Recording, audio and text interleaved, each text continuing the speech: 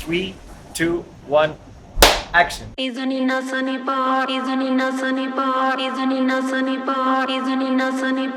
Okay. Hi, I'm Marti from Sapta, and I play the synth and I program for the entire music production, and I handle all those kind of things. So, yeah, and there are two of us in the band. It's Tapas, Naresh, and I, and yeah, it's a really fun band. You guys should check it out.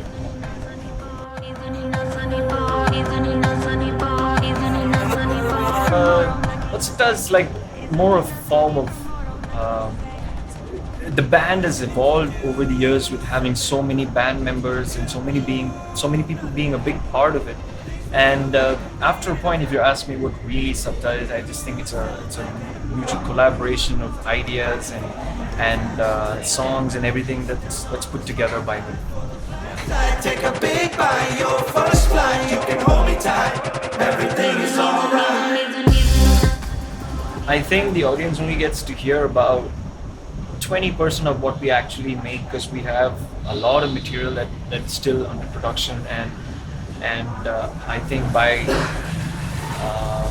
2025 or something, I think we can expect about 15 to 20 albums sort of live ready from us. But that all that material is like written down and it's like stored and categorized and kept properly, but we haven't really shared it much with people because it's not ready yet. Find a way to come and torch us, so don't force us, we got the sources.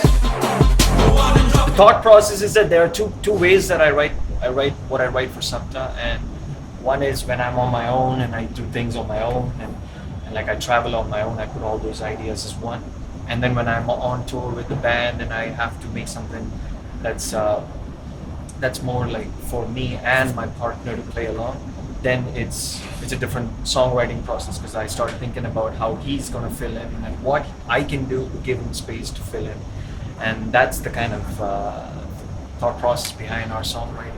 It's very, very on point. We write songs like I'm here right now in Delhi, and if I go back tomorrow and I want to make a song, it will be about the days I have had until I got onto that song.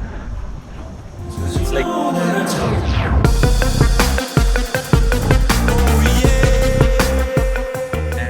In that process, I think I really enjoyed listening to the new Chemical Brothers album. I think that kind of captured my attention. After a while, like that album was a hit. I listened to a lot of Justice. I listened to The Prodigy. I listened to all those kind of stuff. And from there, I go into what's modern in that kind of style. And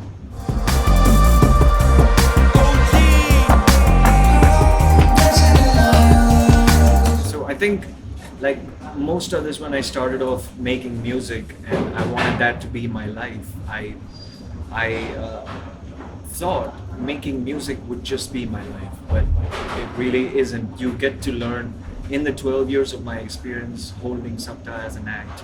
I think the most important thing is sustainability. There will be like really good moments in your career where you will be really lifted up, and you will be shown a whole new kind of an audience and a vibe and everything, and next day you could be thrown under. And at that point, how much you stay strong and stable and keep your calmness. Even your music could be anything, but your calmness needs to always be there when you're performing music and making it a business.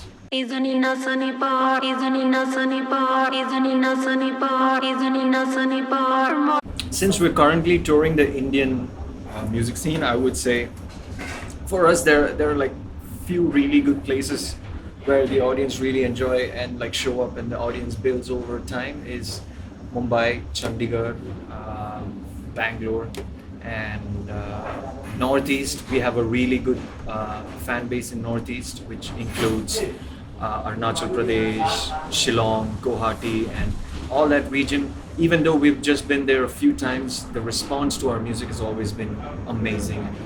And we're about to hit our next tour to the Northeast in July, and that would be, I've been counting on that as a major portion of the tour. Yeah.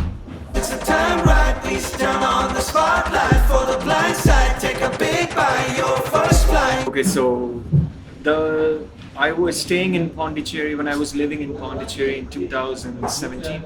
I had a northeastern flatmate who was Donna Adieu, if you want to know her name. Donna Adieu was my flatmate, and we were in the house, and I received this video where they asked me to compose some music for it. And then I didn't have any instrument, nothing was set up. I just had my computer and the mic. And I told her, just sing whatever you want to sing in Assamese, because I think I want to sample something different this time, not just Tamil or not just English, not something. I want to try a different style altogether, and that's how it became.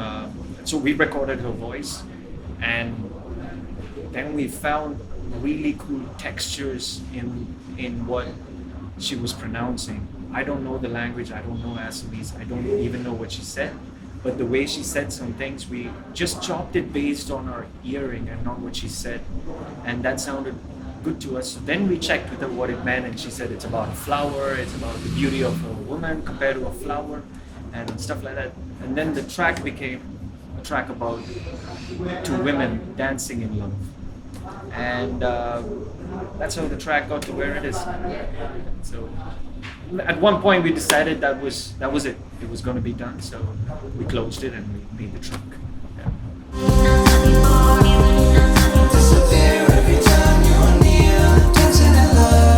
SkillBox, I actually, this is the first time I'm working with them, so I had to do a little bit of research before I said before we confirmed the show, and I really enjoyed the way the things work with SkillBox. It's a slightly different concept, and it kind of gathers musicians that are a little off the mainstream chart or off route. Like what we make is very different from what you would know, and even sometimes we don't know what the song is going to be because we go that much unexpected. And to appreciate that and call us to perform here in Delhi and take care of us and give us really good hospitality and shows around was really nice. So I appreciate it. I'm definitely in for another show.